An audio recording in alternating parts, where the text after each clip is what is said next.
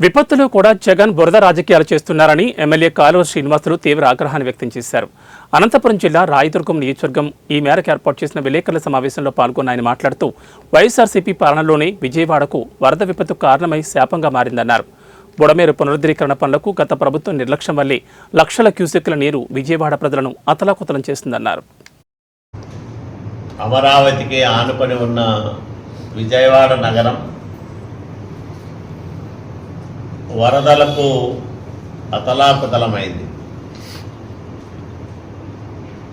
బుడమేరు పొంగి పొర్లి ప్రవహించిన కారణంగా ఊహించని ఉత్పాతం ఎదురైంది. ముఖ్యంగా బుడమేరు నీరు వేల క్యూసెక్కులు విజయవాడ నగరంలోకి ఒక్కసారిగా వచ్చిన కారణంగా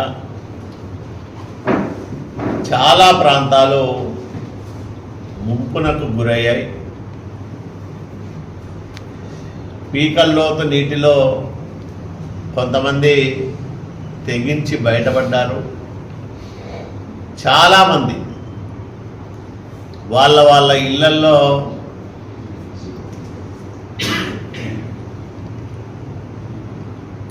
నీళ్ళ